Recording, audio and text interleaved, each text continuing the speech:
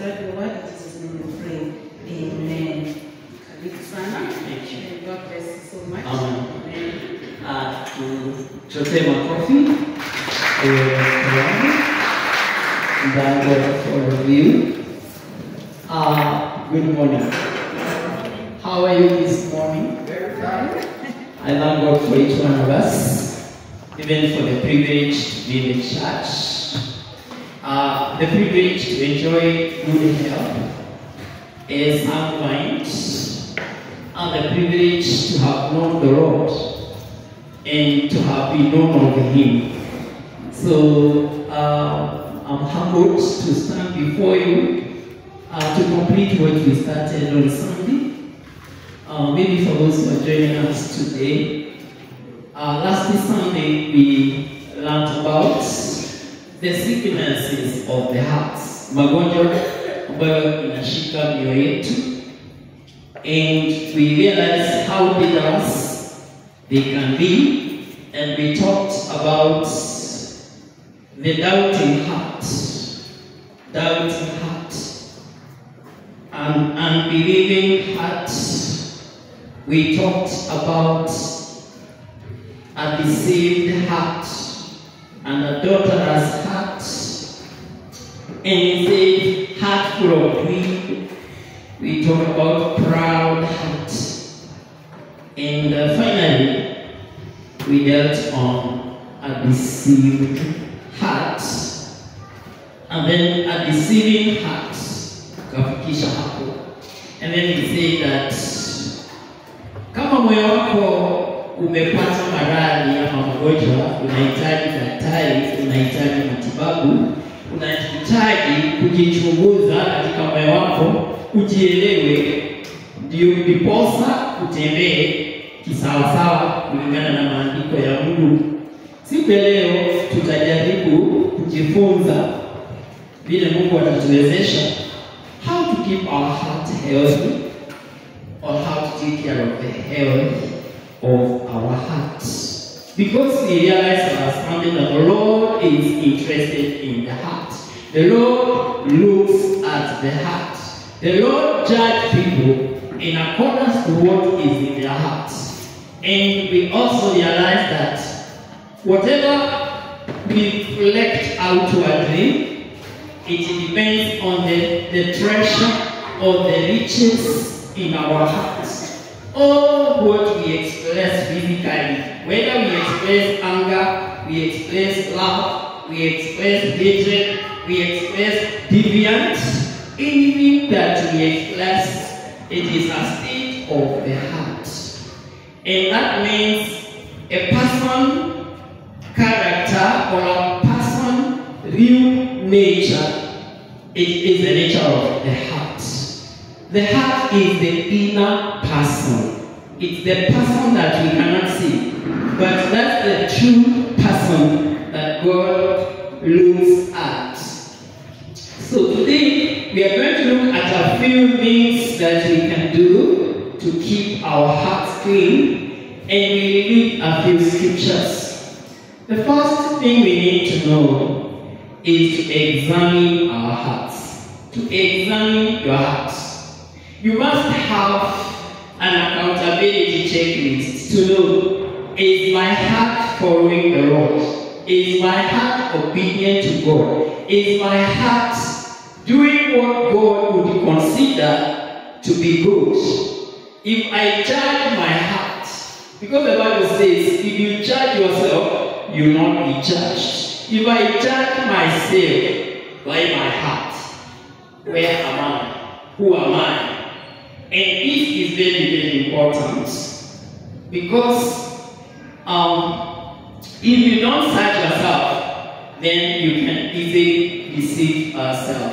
We are going to look at a scripture in Psalm 39, 139 verse 23. A scripture which David spoke to God. Unajua kuna mahali inafika mahali unaambia Mungu sasa, and now help me to know what is in my heart. Maybe umekuwa deceived mpaka huwezi kujua kama umepotea. But this is a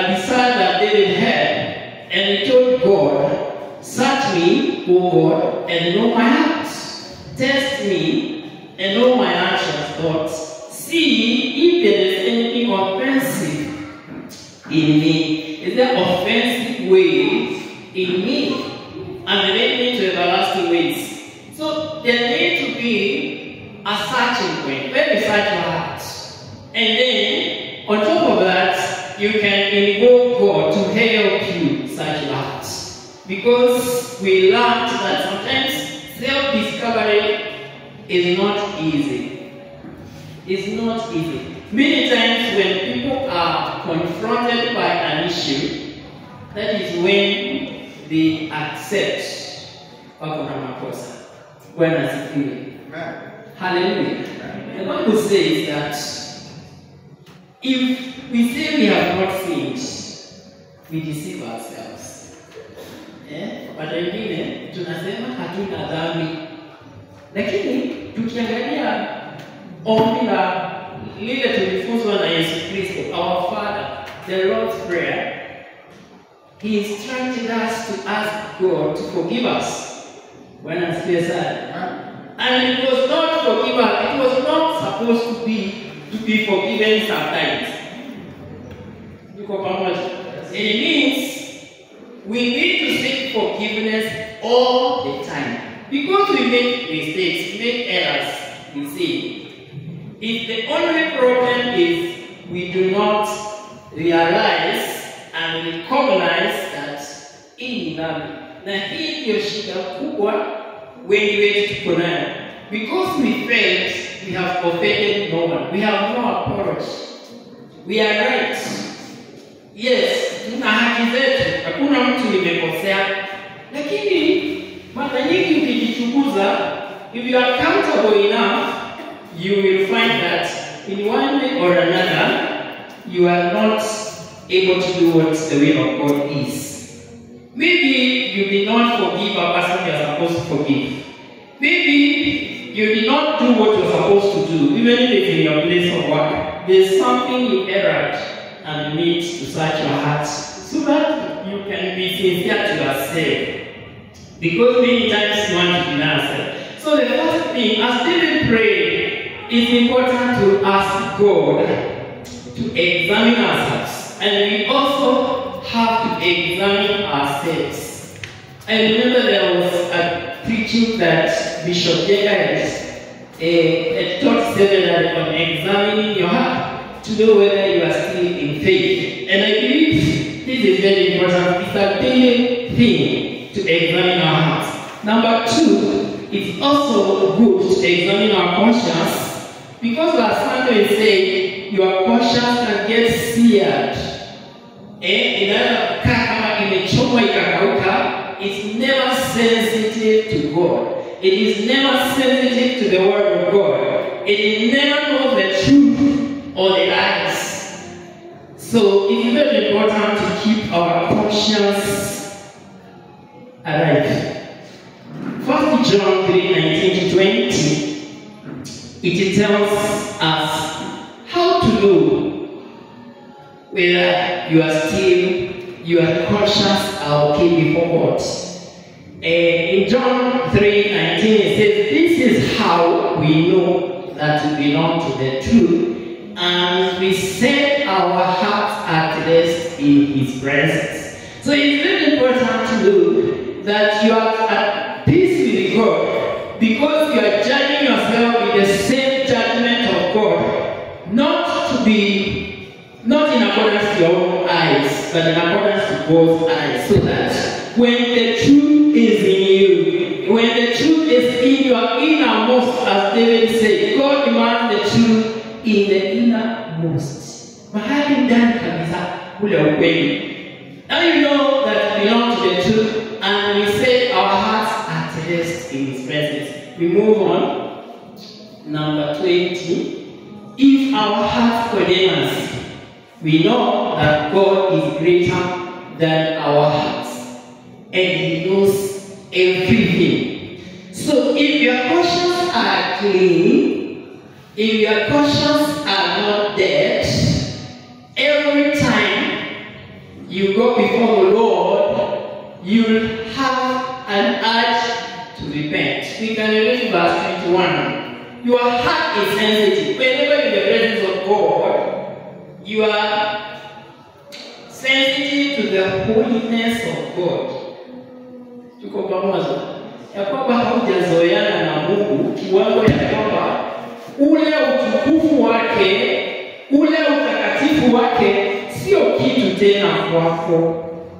When the holiness of God abounds, that's when you feel the urge for the mercies of God, and you become conscious of how sinful man is. And we found that when we talked about Isaiah chapter 6, I think chapter 6, when Isaiah said that in the year King Uzziah died, I saw God.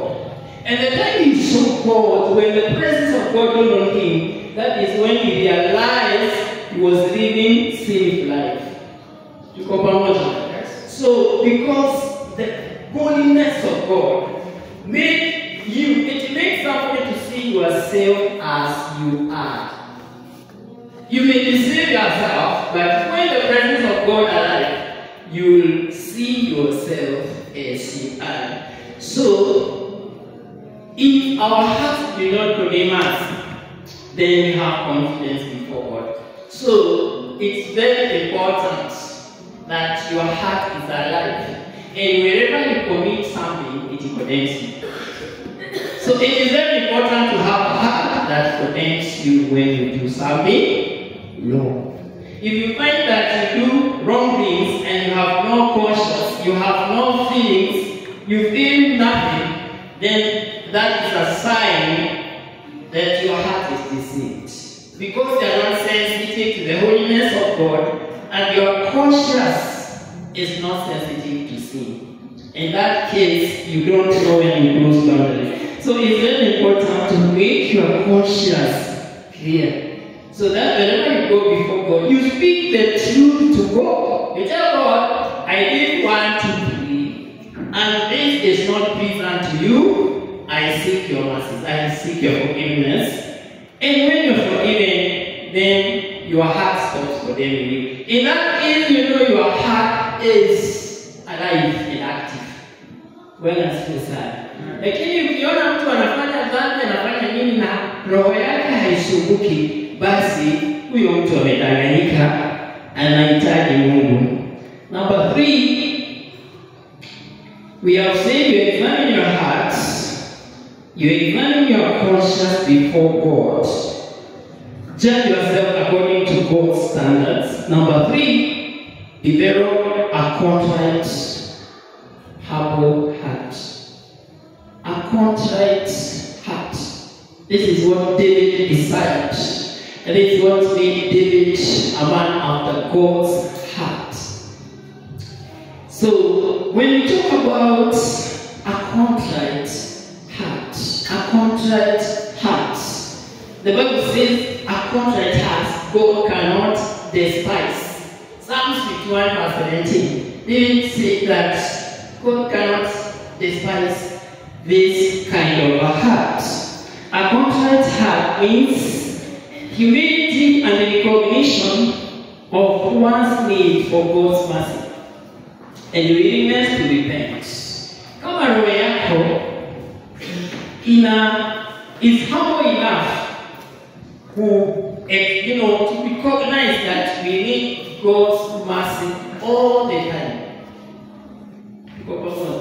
Hatuja kuwa perfected, we are not in a perfect world. Lakini kila wakati to recognize and to feel we need God's mercy. Hata kama umefika kiwango gani cha wokovu, hakuna mahali inafika ati neema ya Mungu hauhitaji tena. You cannot survive on yourself. So when we create a contrite heart before God, then we allow God's presence to dwell in us, and in that case, God reveals what is within us. And in most cases, humility will bring the power of God to deal with the state of our hearts. In Isaiah 57:15, if you're ready, Isaiah 57:15, the Lord says, I live with him who to revive the spirit of the lowly and the heart of contrite.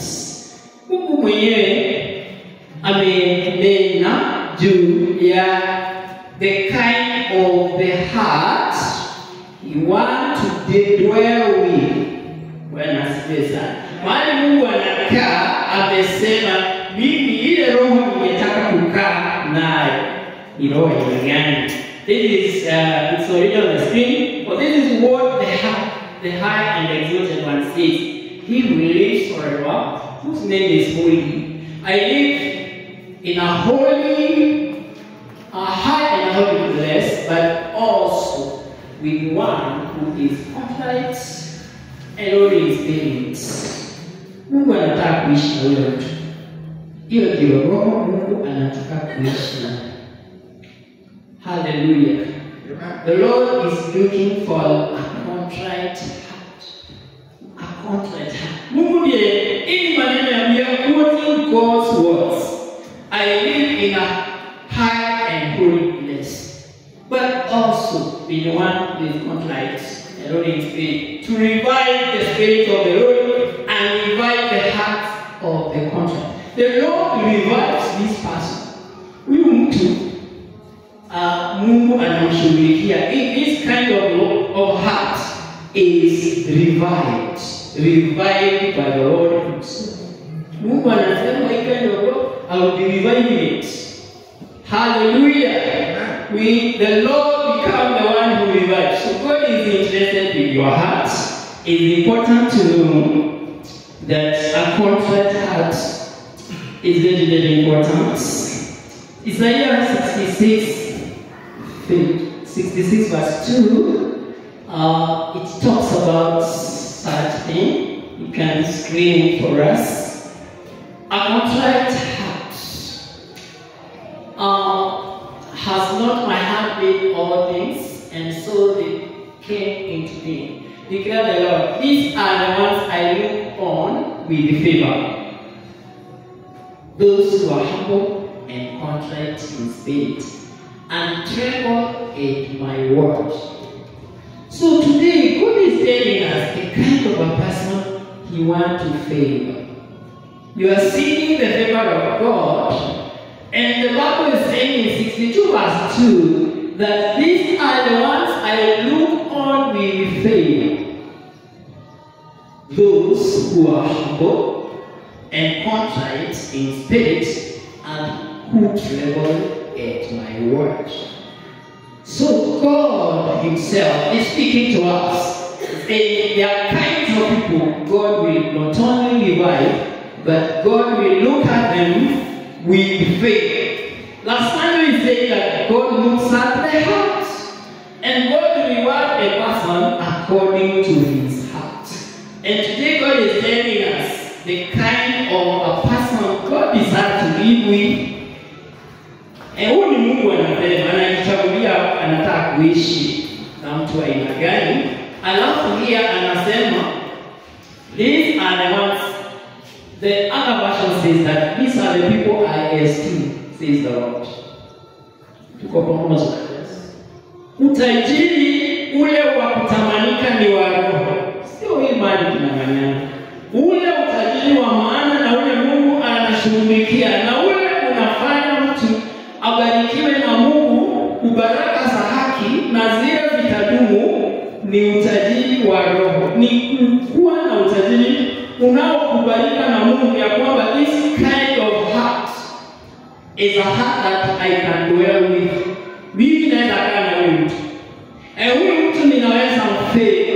I can revive this kind of heart. And so we can learn from this that a contrite heart is a mandatory prerequisite to stay with God. Bwana asifiwe sana. Maana kama unataka kutembea na Mungu, ni lazima ujue anataka kukaa na nani na anataka kitu gani. So we have a role to do, because we are to walk with God. And this journey we are walking with God, God declares the kind of a person we should be. The heart should be contrite and humble, because humble is the opposite of pride. And the other Sunday we are talking about a proud heart that departs from God. But we are looking the opposite is a humble and a contrite spirit that is easily recognize the need for God's mercy. A contrite heart ni yule mtu anasikia anahitaji kuhudumiwa na Mungu kila wakati, maana unasikia utakatifu wako hautoshi.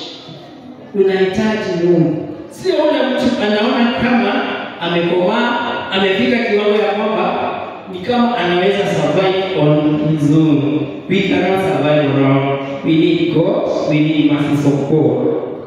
So it's very, very important to decide to have a contrite heart that the Lord is saying He wants to dwell with. Number 4, purify your hearts. Have wisdom. A pure heart is a wise heart. And I want us to look at the words of Job. Today we shall refer much to Job, because Job is the example of the kind of person we are describing today. What we are describing now is how the heart of Job, if you study the book of Job properly, and we are going to look at chapter 31 a bit briefly, you realize the kind of a person why God was interested in Job, and why God could talk to the devil and say, you know what's up? I have a son. And God knew the kind of a person he's talking about. Hallelujah. Praise Jesus. You know, ukienda kwa kampuni ya magari, magari, Toyota Kenya tuseme, na unataka wakuonyeshe what their cars can do. Maybe you have a show or such. They will give you the one they trust. Hii itaweza kutuaibisha. Si ndio? Wanakuchagulia ile gari hata kama unaenda kwa display watu watasema tunataka hii gari. Hii ndio. So sometimes when God chooses a servant of God to undergo trials, temptations like Job, and because God was confident, atatokuwa alimjua vizuri. So in Job 28 verse 28, we can just learn,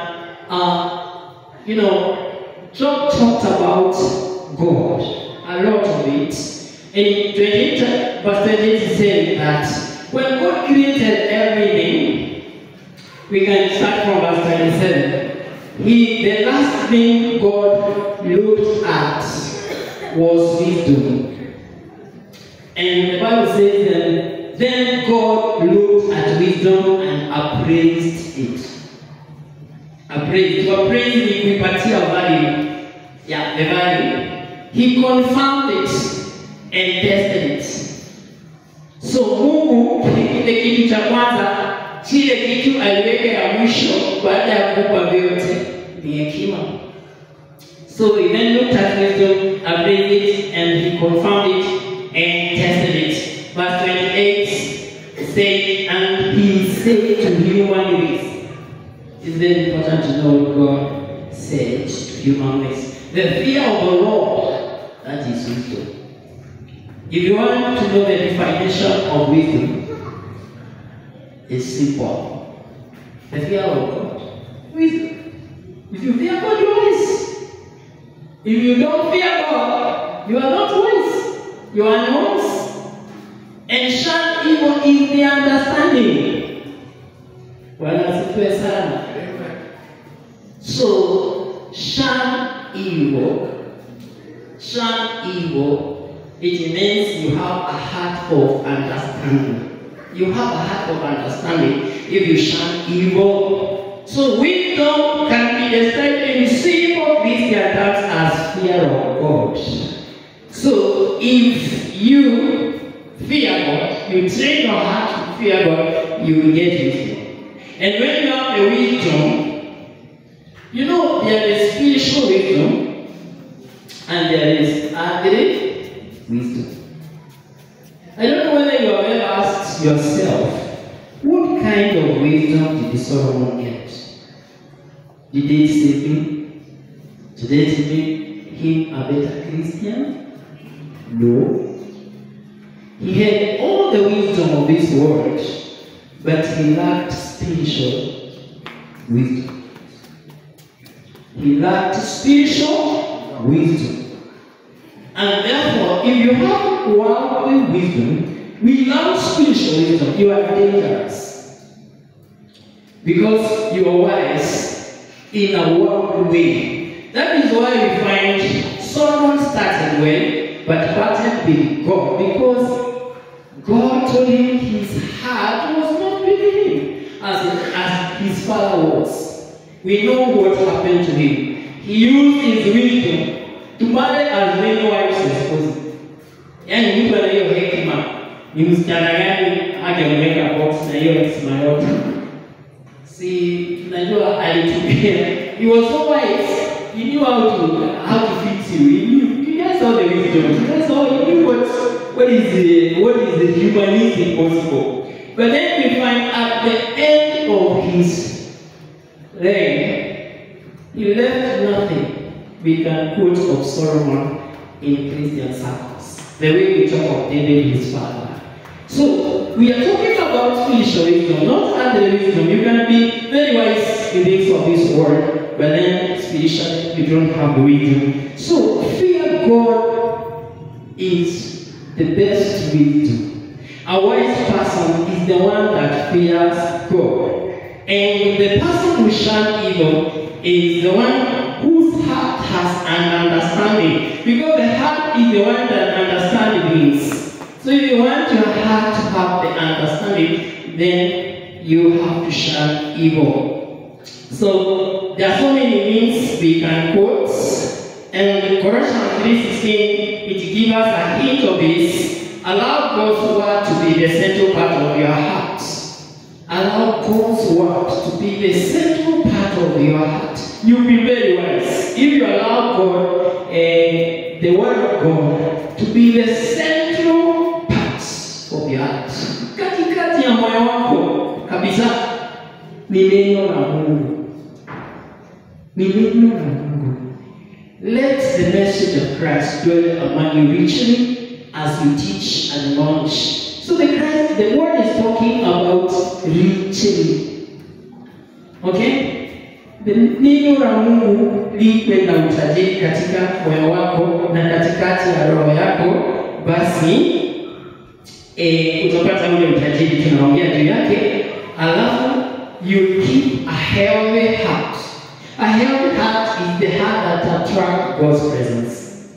Hallelujah. Hiyo ndio roho tunaongea. Quickly tunaweza angalia Proverbs 3 verse 1 to 8 tuko ina harari na unaweza soma, because this is the words of wisdom to us. We are going to move from verse 1 to 8 very fast, and just say, my son, do not forget my teaching, but keep my commandments in your heart. Sometimes people do not know that the Proverbs, although they were written by men, the Spirit of God was talking to us as sons of God. And when we talk about my son, does not necessarily mean that son was referring to. But he's saying, my son, do not forget my teaching, but keep them. Keep my commandments. Where? Where? In your heart. In your heart. Utajiri wa amri ya Mungu yuko pale. Tunaweza teremka haraka. For they will prolong your life, and many years bring you peace and prosperity. It gives you the benefits of keeping the word of God, the instruction of God at the center of the heart. Because that is wisdom. And what does the wisdom give? Prolonged life, many years of peace and trust and prosperity. Peace and prosperity. Number 3, you can move quickly. For they will prolong, let love and faithfulness never leave you. Bind them around your neck. Write them in the tablet of your heart. Our God is God of love. in our faithfulness to God. Kupenda Mungu na kuwa mwaminifu kwa Mungu kuandikwe where the tablets of the heart. Kwa pamoja wapendwa, roho yako iko na tablet kama hii. Iko tablet ni kama vile Musa alipewa amri 10 ziliandikwa kwa tablet. Lakini anasema usiandike kwa mawe. Sio kwa ukuta ya nyumba, uandike wapi? At the tablets of your heart.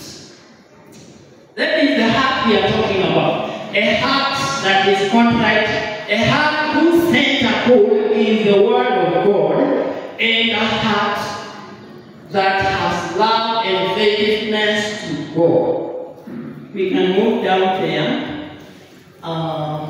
Verse 4. Then you will read favor and good name in the sight of God and man. You know, you want a good name before God? You want a name before God? Then be faithful to God and let the love and faithfulness to God be written in your hearts. Then Lord will favor you. As God has said, He will favor those with the contrite heart. I think it's part of it. You get the favor of God. So sometimes people think, I need to give a very big offering, nipate favor ya Mungu. My friend, that's not true. Mtu anaweza kukuambia toa 1,100 ndio upate muujiza. You can't buy God's favor. You cannot buy a miracle. You are not God. So seek God by His word. The Lord is telling you what to do to get His favor. Simple. You will read the favor of God. If you want to read the favor of God, love God. Be faithful to God. You will read His favor. He will love you.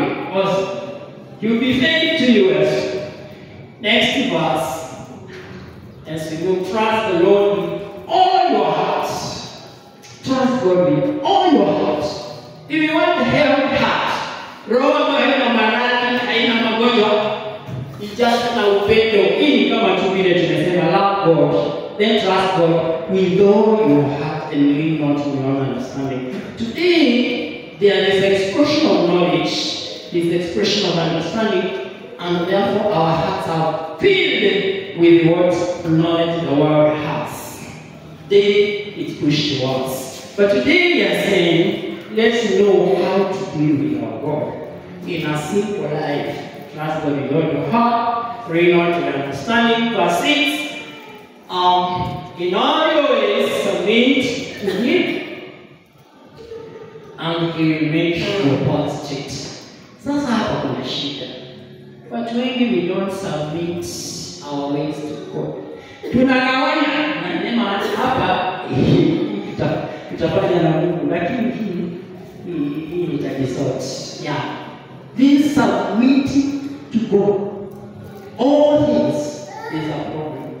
That's where the heart gets sicknesses, because whatever you don't submit to God will be the center of problems, and your problem will start there. So you can read the whole of that because it tells us how to keep our hearts close to God. Because of time, we may not dwell so much on that, but you can read. But we have a few things, then we go, we are done. Pray for God's help.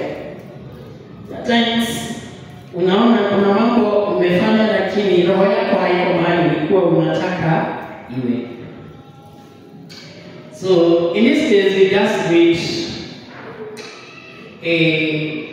a promise in Ezekiel 11:19.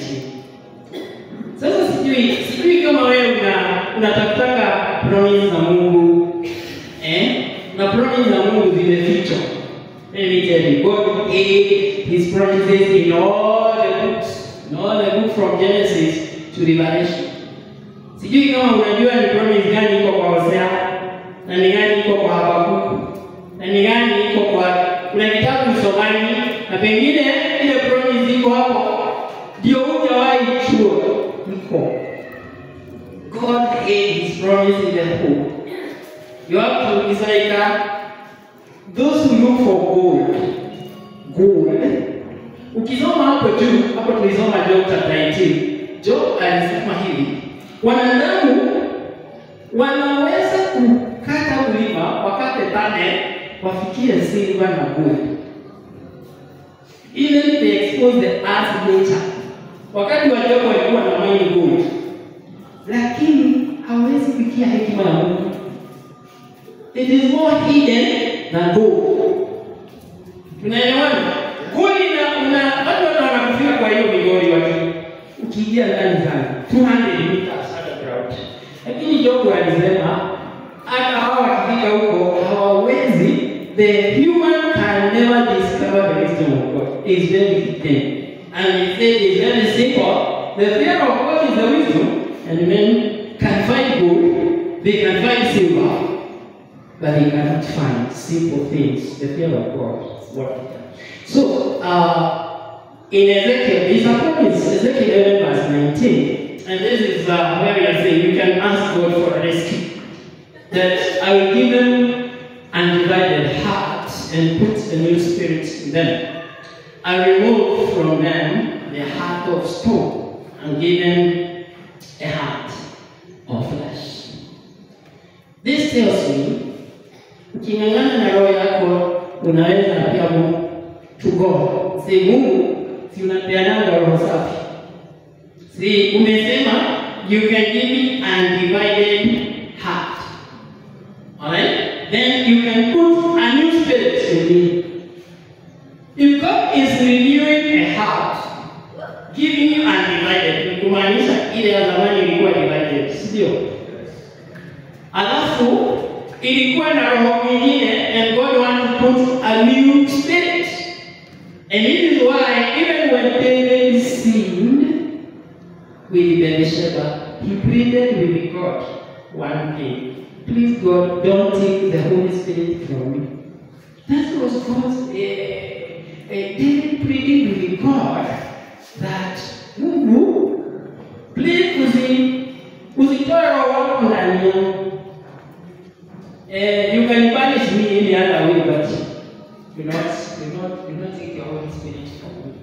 Because David saw what Saul was going through when the Spirit of God left. Si mnakumbuka? David had an experience.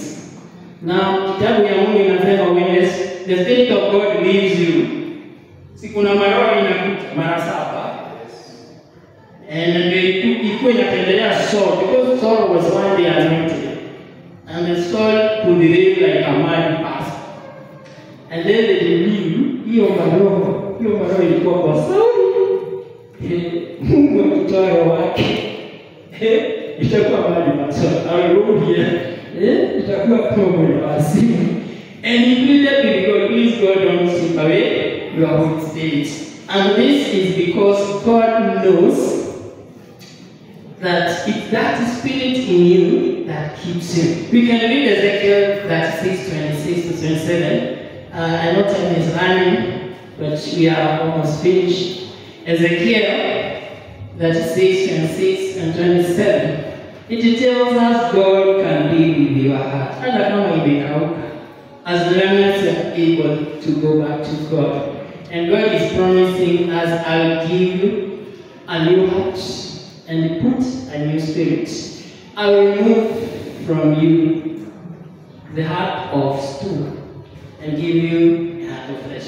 Kwa hivyo hata kama moyo wako was hardened, ukakaushwa na shetani, you can pray to God. You can appeal to God and tell God, please do something. The Bible says, I'll give you a new heart and put a new spirit. I'll remove from you the heart of stone and give you a heart of flesh. The next verse 27, I will put my spirit in you. Yes. In you. And do what else? Ule anasoma. And do what?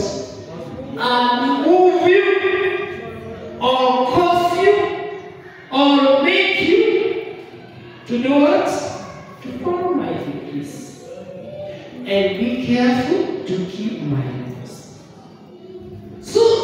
The key thing is this Spirit of God. If the Holy Spirit of God is outside of you, it is impossible to fulfill God's laws. When it's filled. Maana kwa nini Mungu aseme atakuweka roho ndio akumove, akukose?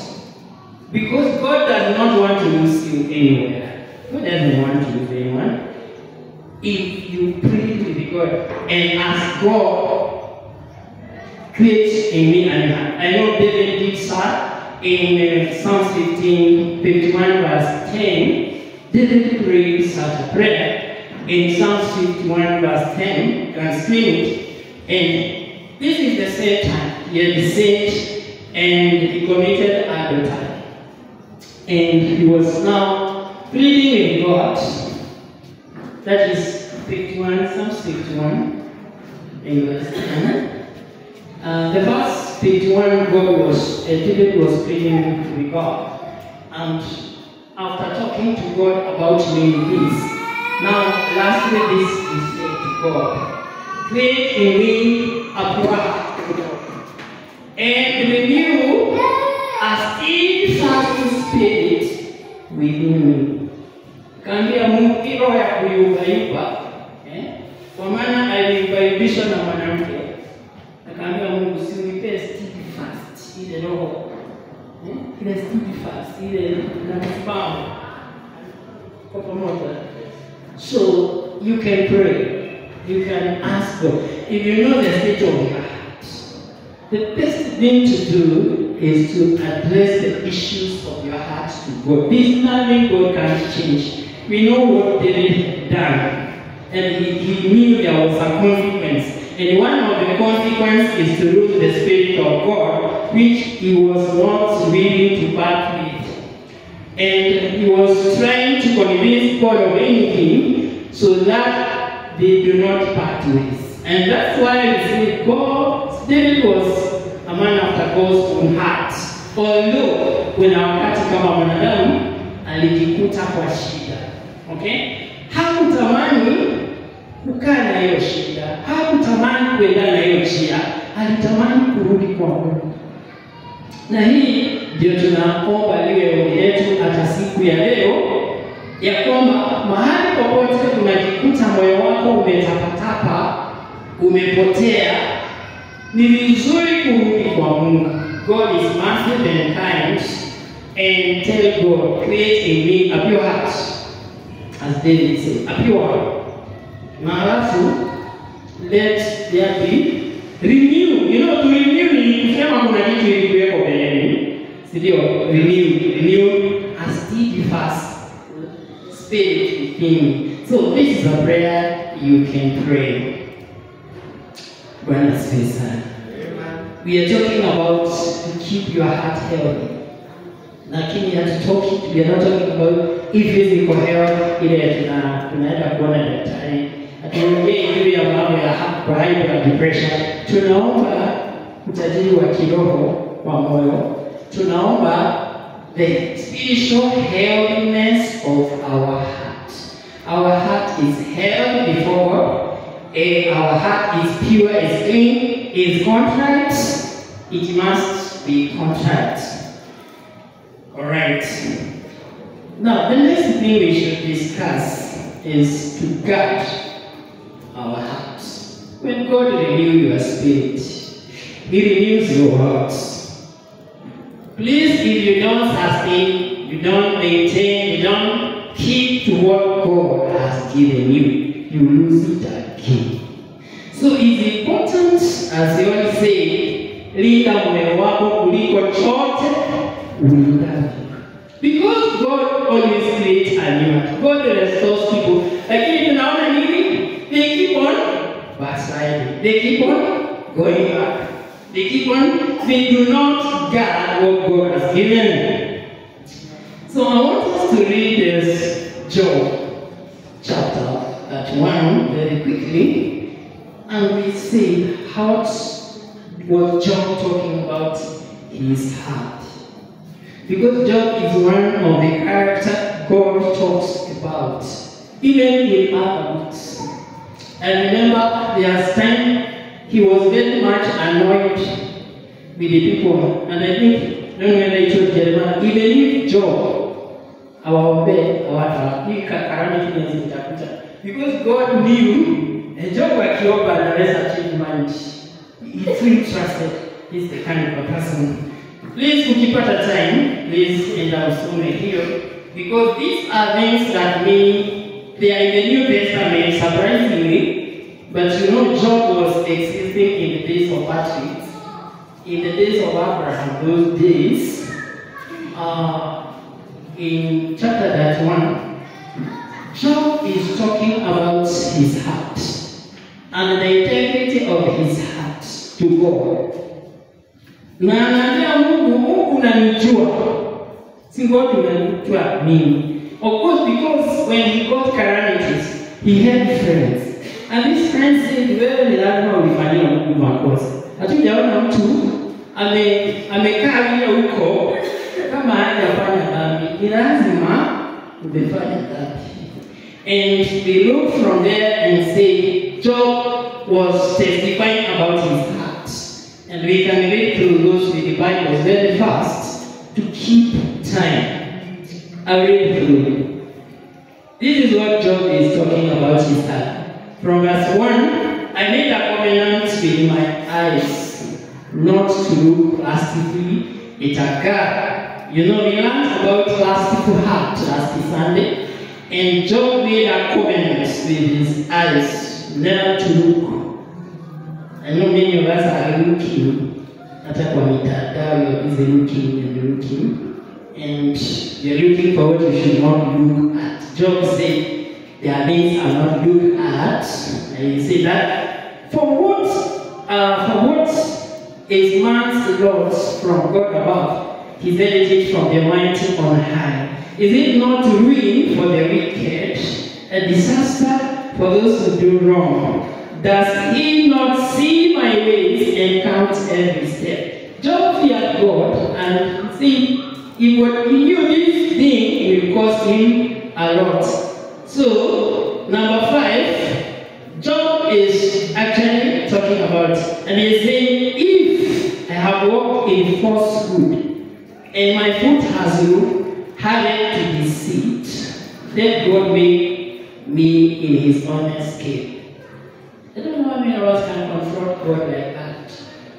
The Mungu kama ni mai gaganya ni vipime ya vipimo zaki. Can you put me on escape? You are challenging God to judge you now. And this shows this person knew his heart was clean. Number 7 says, if my step have turned from the path, if my heart has been read by my eyes, or if my heart have been defiled, then may I eat from what I have sown, and may my crop be uprooted.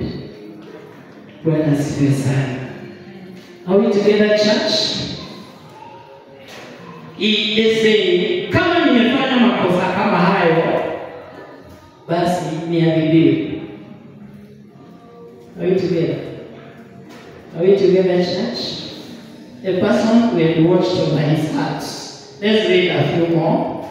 If my heart has been enticed by a woman, or if I have laughed at my neighbor's door, then may my wife drive another man's grave, and the other men sleep with her. For that would have been shameful and sin to be judged.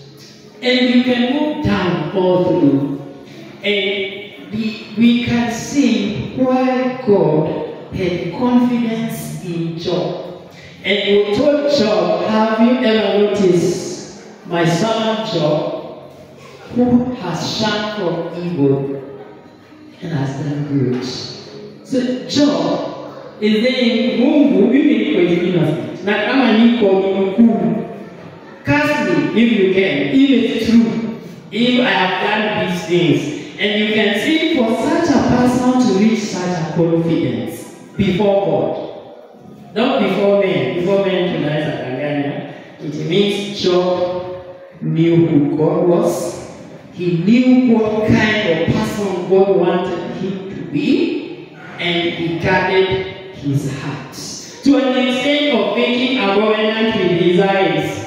I don't know how the covenant was, but Job took drastic measures to command. Are we together, church? Drastic measures, physical measures.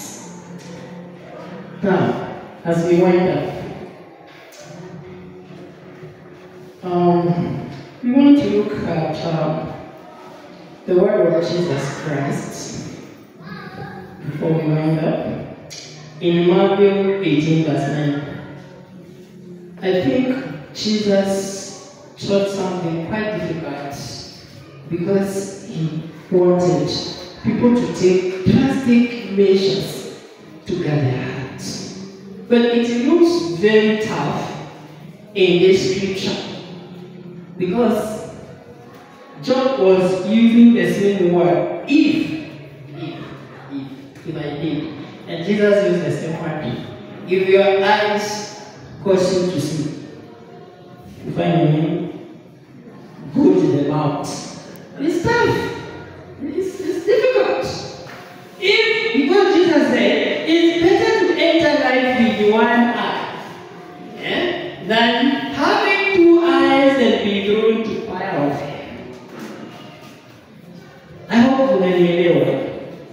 And it means Jesus was expecting his disciples to take drastic measures.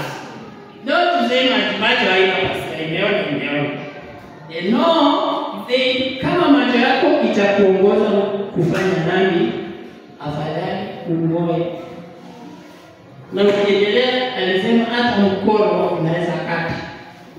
But I don't think he literally meant that utoe macho. I don't think he literally meant that tutoe macho kwa hivyo. No, he meant that as Job did. Job alifanya nini? Alifanya covenant na macho yake. Akamwambia macho yangu hautanipeleka jehanamu. Au nipeleki jehanamu. Mimi ninaenda na Mungu. Na kwa hivyo macho yangu utaona kile nimemwambia uone. Na kile nimekukanya usione. Tuko pamoja. Because the Bible has directed us to many things. There are things that the Bible talks about, even about the eyes.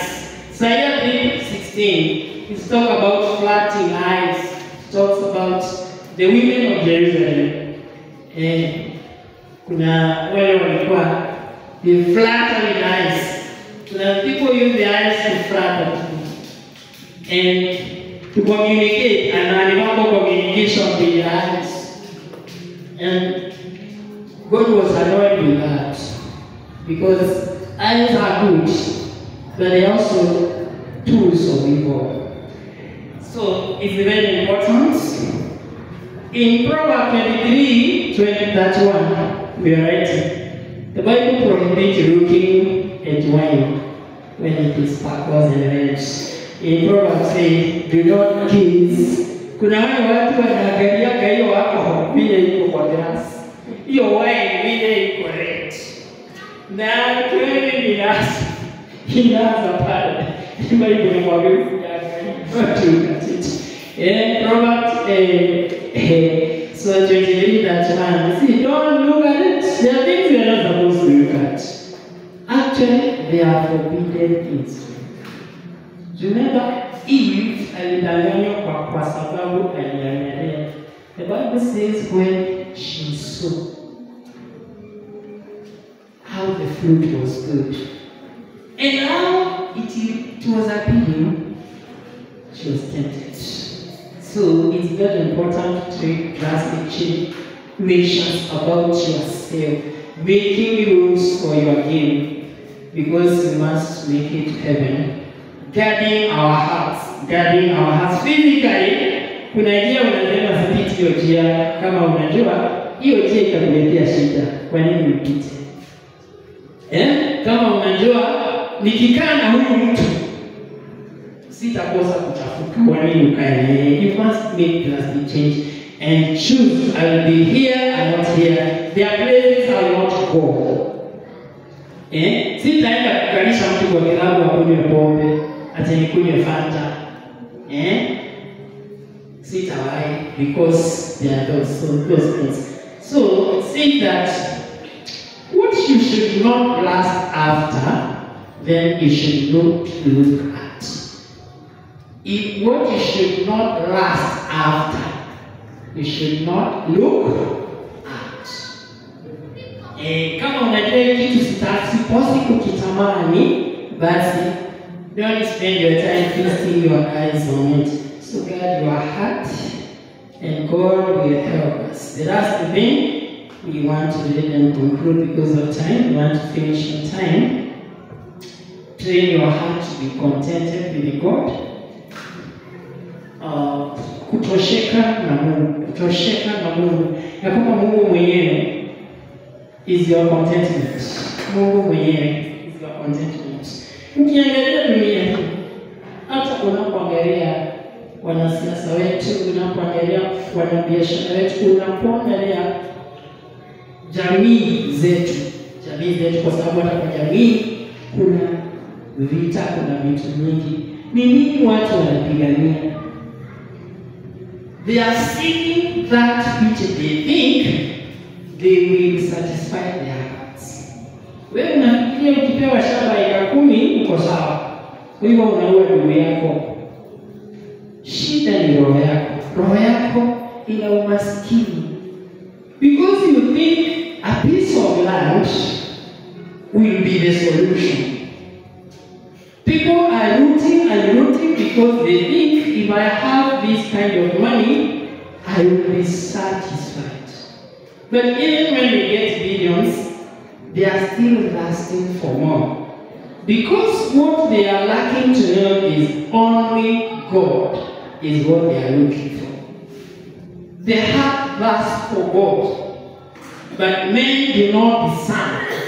Therefore, we see things. We see things 1, 2, 3, which are good, but still retain the lusts.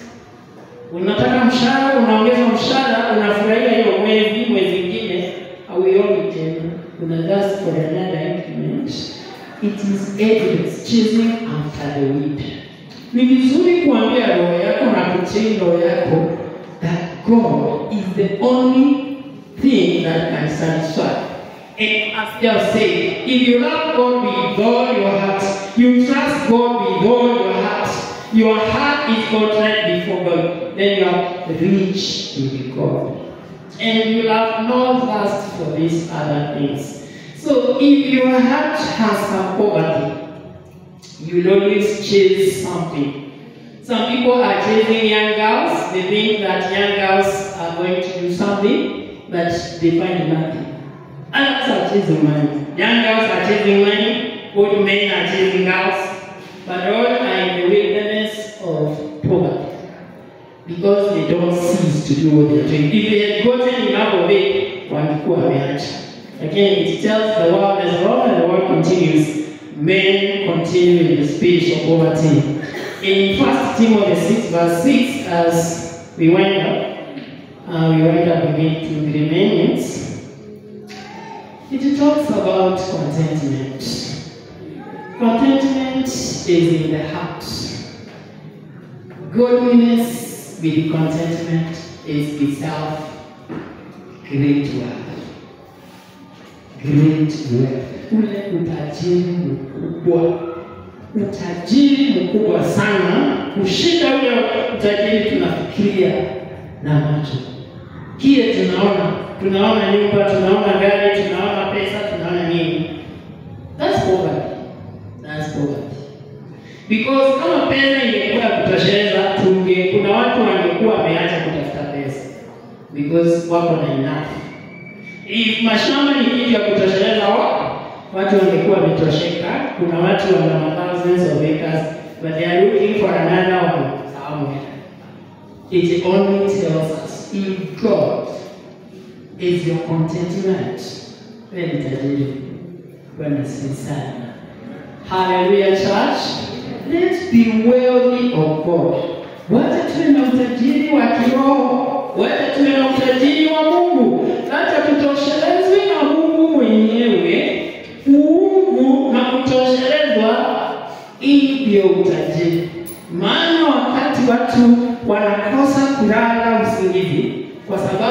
akakosa zile pesa.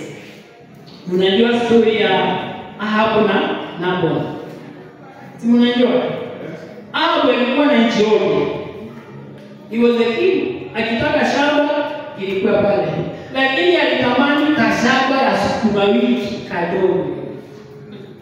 Umaskini wa roho mbaya. Kasukuma wiki ka kitchen garden ya mtu. Hiyo ndio ileta shida. Sio shamba kubwa, kashamba kadogo. Yeye the whole country, lakini kwa maana roho yake una umaskini, inamwambia hii kashamba ya jamaa ndio inaweza. Na Biblia inatuambia alipokataza ile shamba alikuwa mgonjwa. You can imagine somebody who owned the country and he is being sick kwa sababu ya kashamba ya sukuma ya mtu mwingine. Covetousness. The heart was sick. He was very poor in the heart, although people could see a rich king. This is how we are today. Tunabarikiwa, lakini sisi tusipoona vitu vya macho, kile tutaona nimesimamisha gari kubwa, ninaamini kama niko maskini. Lakini God help us to know where the true wealth is. The true wealth is what is in the heart. Sio ile iko kwa compound yangu, sio ile iko kwa account yangu. Kwa maana mtu anapotoka hii dunia, hii utajiri wa roho anaendana nayo. Bwana asifiwe sana. Hallelujah. You carry what is in your heart into eternity. But whatever you have in your account, it is to be yours the day you are pronounced dead. Watu wengine wanaanza kung'ang'ania hiyo mali ya ushaenda. Lakini ule utajiri wa kweli ni wa milele. It's an eternal wealth. So dear ones, ni vizuri tunapojikumbusha the best thing we can do is to delight ourselves in the Lord. To delight ourselves in the Lord, Psalms 57 verse 4. Roho yako inapata furaha kwa Mungu. Na roho yako kile kinafanya ujisikie wewe ni tajiri ni kwa sababu uko na Mungu. If that is the kind of a person you are, then the devil will find it difficult to tempt you. Because the devil tempts you with what he thinks you are craving for. That is the bite of the devil. So may God help us so much to keep our hearts clean, to know that God requires that we guard our hearts seriously and we make drastic measures. Kama vile protect physical riches. Unajenga ua, unajenga gate, unafanya nini? Fanya hivyo kwa moyo wako. Usiache moyo wako empty. Unajenga, unaweka security kwa pesa yako, lakini moyo wako umaskini. So may God help us to have a contrite heart. A heart that can stay with God. God desires to have a contrite heart. He desires to have us be like Him. And so let's pray so that we finish. Dear loving Father, in Jesus' name, we have had a long session. And Lord, you told us what is our hearts. And Lord, you remind us that our hearts can be darkened, they can be hardened, they can be deceived, they can even deceive ourselves. But Lord, we are praying today that Lord, you will create a clean heart, a pure heart. And that my God, you may put your spirit within us. That my God, He may guide us, He may lead us, He may cause us to tremble at your word. He may cause us to love you. He may cause us to fellowship with you. He may cause us to have you as our greatest treasure in our hearts. That our desire be you and you alone, O God. And Father, we pray for any doubts in our mind. May you remove every doubt in our hearts. May you remove every hardness in our mind. May you remove every obstacle, Lord my Lord, that obstruct the truth of God from reaching our hearts. And Lord, may you move in the light of His truth. May you bless us, may you bless the Holy Service and all the sessions. We give you glory and honor. In Jesus' name we pray. Amen. God bless you.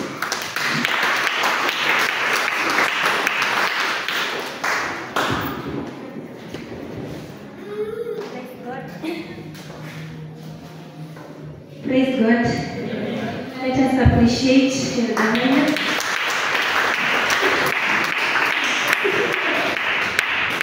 Let us appreciate him more than that.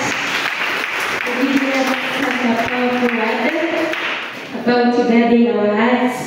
As I'm requesting those who are seated behind to come in front. Wenye wameketi huko nyuma, tujaze hizi vitu za mbele as we meditate on what the man has told us about guarding our hearts. And in Psalms chapter 51 verse 10, we talk of the story of David telling God to create in him a clean and pure heart. Praise the name of the Lord. So as to us as well, because the Bible is our reference, we tell God, even as we enter our second service, to help us to have this pure heart. And we have seen the story of Job. And one thing we need to know is that we need to be rich in that and not rich in the things, the worldly things that we sometimes see as if when you have achieved, you have a big lunch, you have a nice car, you have achieved it all. And the man has told us that the moment you die, that is the day you leave them. You know that as long as you don't have it in your heart, the moment you die, you leave it here. Praise the name of the Lord. And so let us focus on having this heart, this richness of heart, and especially richness in matters of God. Praise the name of the Lord. So as I invite the praise and worship team to take us to for the presence of the Lord, I take this opportunity to welcome you to our second service as we feel at the feet of Jesus. And my apologies, I am not feeling that well. Sauti yangu imepotea na pia homa.